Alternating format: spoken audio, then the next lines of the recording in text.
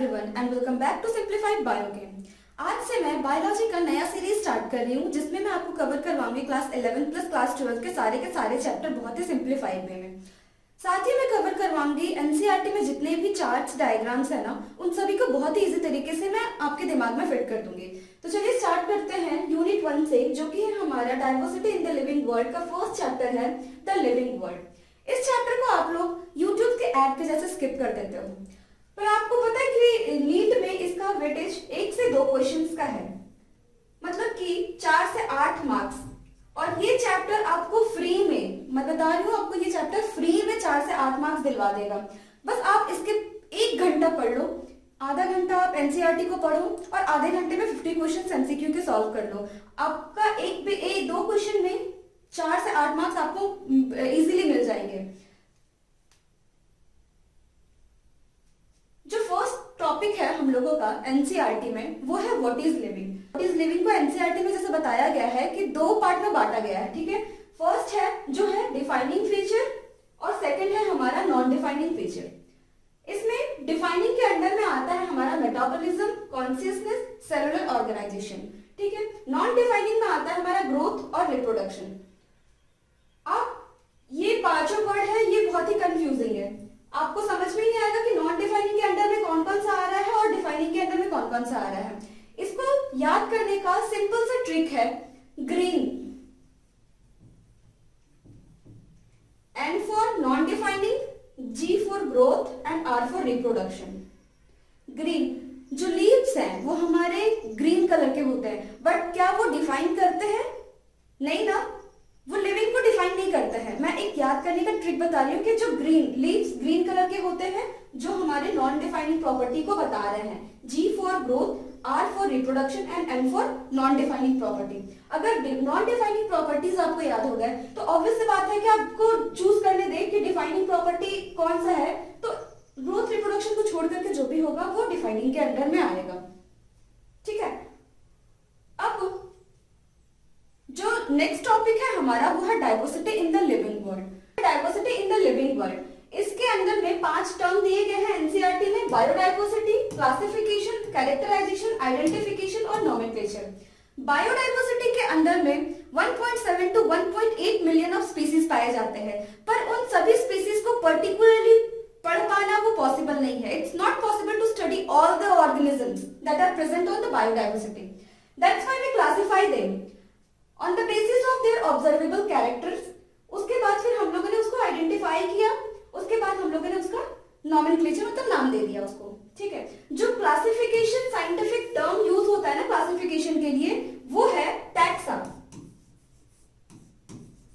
ये एक plural word है, इसका सिंगुलर टैक्सॉन होता है, और जो टैक्सोनॉमी वर्ड है वो यहीं से आया है, और जो टैक्सोनॉमी है वो ही हमारा नेक्स्ट टॉपिक है। टैक्सोनॉमी कैटेगरीज को याद करना, ठीक है, ये बहुत इंपॉर्टेंट है। तो इसको याद करने के लिए ना मैं आपको एक स्टोरी सुनाती हूँ, कछुआ और खरगोश का स्टोरी। नहीं वो बचपन वाला नहीं, जो बचपन में हम लोग सुनते थे वो नहीं, अभी हम लोग अपग्रेडेड वर्जन ऑफ कछुआ और खरगोश का स्टोरी सुनेंगे। तो कछुआ और खरगोश बड़े हो गए, वो लोग भी स्कूल जाने लगे आप लोगों के जैसा। लास्ट पीरियड चल रहा था और उसी बीच में कछुआ और खरगोश के बीच में हो गया लड़ाई। मतलब बहुत ताबड़तोड़ लड़ाई हुआ है दोनों में, ठीक है। कछुआ और खरगोश, कछुआ क्या किया कि उसको समझ में नहीं आया, वो तो बेचारा ऐसे ही सुस्त पड़ा रहता है। खरगोश तो उसको एकदम इतना मारा लत्तम जुत्तम पूरा मार दिया उसको। उसके बाद कछुआ कोना में बैठ करके खरगोश को देख रहा है। अब कछुआ करे तो करे क्या, उसके पास तो कोई ऑप्शन नहीं है, खरगोश से तो पिट चुका है बेचारा। तो जो कछुआ था वो खरगोश को ना बोलता है, कल फिर क्लास आओ, फैमिली ग्रैंड पेरेंट्स के साथ आओ। ले, यहाँ पे तो हम लोग सोच रहे थे कछुआ कुछ करेगा नहीं, तो पूरा खानदान को चुनौती दे दिया है। क्या बोला?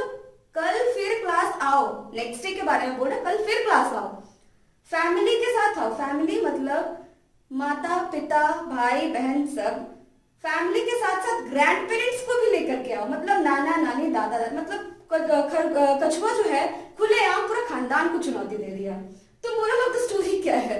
मोरल ऑफ द स्टोरी ये है कि कछुआ फिर से जीत गया। हाँ वो कछुआ तो जीता, लेकिन मोरल ऑफ द स्टोरी यहाँ पे ये है कि आप लोगों को टैक्सोनॉमिक कैटेगरीज पूरे याद हो गए। कैसे बताइए? कछुआ क्या बोला था उसको? कल कल फिर क्लास आओ, कल फिर क्लास आओ फैमिली ग्रैंड पेरेंट्स के साथ। मतलब यहां पे क्या बोल रहा है, कल फिर क्लास आओ फैमिली और ग्रैंड पेरेंट्स के साथ। हो गया आपको टैक्सोनॉमिक कैटेगरीज याद करना। ये हमारा सबसे बड़ा किंगडम होता है, ये हमारा जो डिसेंडिंग ऑर्डर में जा रहा है। सबसे नीचे स्पीसीज, उसके बाद genus, family, order, class, phylum, kingdom. ठीक है, इसमें ना अरेंजमेंट दे देता है, मतलब पहले फैमिली, क्लास, ऑर्डर दे दिया और किंगडम दे दिया। उसमें बोलेगा कि असेंडिंग ऑर्डर में इसको अरेंज करो या फिर डिसेंडिंग ऑर्डर में इसको अरेंज करने को बोल देता है। अगर आपको ये ट्रिक याद हो गया है, उसके बाद आप इसको इजीली अरेंज कर लोगे, असेंडिंग डिसेंडिंग जिस भी ऑर्डर में पूछा जाए। तो नेक्स्ट टॉपिक जो है हमारा वो है taxonomic aid. Taxonomic study of various plants and animals, जो कि हमारे यूजफुल होते हैं फॉरेस्ट्री में, एग्रीकल्चर में, उसको हम लोग टैक्सोनॉमिक एड बोलते हैं। ठीक है, टैक्सोनॉमिक एड को हम लोगों ने याद करने के लिए हम लोगों ने इसे 3 पार्ट में कैटेगराइज किया है। First part is preservation, the second is conservation and third one is की पॉइंट।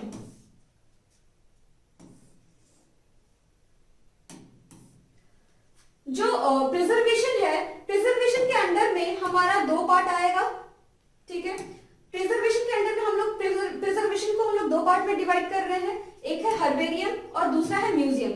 प्रिजर्वेशन मतलब कि हम लोग प्रिजर्व करके रख रहे हैं किसको, जो डेड रिमेन है, मतलब जो मर चुका है उसको हम लोग प्रिजर्व करके रख रहे हैं यहाँ पे।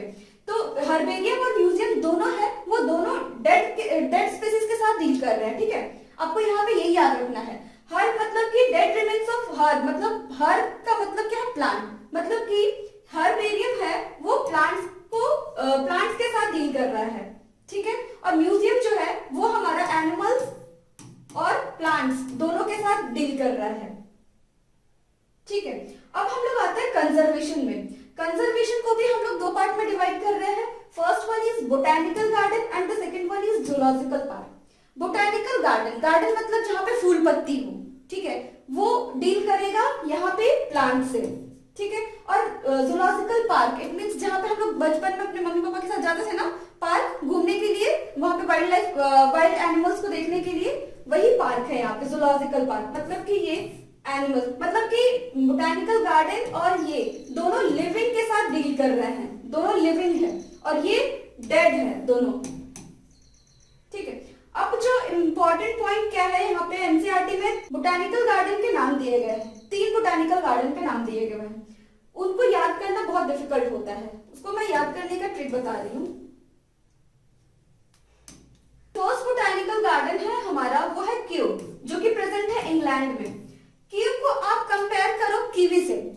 कीवी एक फ्रूट है, इंडियन फ्रूट्स जो नाम होते हैं जैसे आम, अमरूद, पपीता, ये साउंड ही करता है कि इंडियन है, लेकिन कीवी साउंड कभी लगता ही नहीं कीवी सुन करके किया ये इंडिया का फल है। ठीक है, तो हम लोग क्या बोलते हैं कि कीवी इंग्लैंड से लेकर के हम लोग आ रहे हैं। ठीक है, तो कीवी को कंपेयर कर लेना है, क्यू को कंपेयर करना है कीवी से, जो कि हम लोग को साउंड कैसा कर रहा है कि इंग्लैंड से लेकर के हम लोग आए हैं। फर्स्ट आपको याद हो जाएगा। सेकेंड है हमारा इंडियन बोटैनिकल गार्डन, जो कि प्रेजेंट है हमारा हावड़ा में। ठीक है, इसको याद करने की ट्रिक मैं बता रही हूँ। एक यहाँ पे गार्डन और जी और एच का यहाँ पे सीरीज बन रहा है। ठीक है, इसको आप ऐसे याद कर लेना। और जो थर्ड है नेशनल बोटैनिकल रिसर्च इंस्टीट्यूट, जो कि प्रेजेंट है हमारा लखनऊ में। लखनऊ एल से स्टार्ट हो रहा है। यहाँ पे देखिए नेशनल में 1 एल आ रहा है, बोटैनिकल में 2 एल आ रहा है। यहाँ पे 2 एल आ रहा है, इसलिए मैंने इसे लखनऊ में कंसीडर किया है। अब आप यहाँ से कंफ्यूज मत होना, कंफ्यूज होने का कोई चांस ही नहीं है, क्योंकि यहाँ पे एक ही एल है, यहाँ पे एक सिंगल एल है और इसमें 2 एल आ रहे हैं। ठीक है, उसके बाद हम लोग का क्या है की के अंडर में हमारा आ रहा है फ्लोरा, मैनुअल, मोनोग्राफ और कैटलॉग्स। फ्लोरा अगेन साउंड कर रहा है फ्लावर डील कर रहा है किससे, प्लांट से। मैनुअल्स का मतलब होता है, आप कंपेयर कीजिए इसको मेन्यू से। हम लोग रेस्टोरेंट में खाना खाने जाते हैं तो वहां पे क्या होता है कि मेन्यू देता है। ठीक है, मेन्यू में क्या रहता है, डिफरेंट वैरायटीज ऑफ फूड्स के नाम रहते हैं। उसी तरह से आप एनसीईआरटी का जो सेकंड लास्ट लाइन है ना, उसको पढ़ोगे तो आपको समझ में आएगा कि ये बहुत सारे आइडेंटिफिकेशन ऑफ स्पीसीज का बहुत सारे स्पीसीज का नाम दिया गया रहता है। और जो मोनोग्राफ है, मोनोग्राफ मतलब सिर्फ ये एक टैक्सॉन के साथ identification of only one taxon, mono means one, सिर्फ एक टैक्सॉन के आइडेंटिफिकेशन के साथ ये डील करता है। तो इस तरीके से हम लोगों ने लिविंग वर्ल्ड के सारे जितने भी पॉसिबल शॉर्ट टिप्स और ट्रिक्स हो सकता था उससे मैंने इसको कवर कराया। तो अब आई होप आपको ये वीडियो अच्छा लगे, और अच्छा लगा हो तो प्लीज मेरे चैनल को लाइक शेयर एंड सब्सक्राइब कर दीजिएगा। और for more information Telegram link मैं डिस्क्रिप्शन में दे दूंगी, उसको भी आप जाकर के ज्वाइन कर लीजिएगा। Thank you for watching this.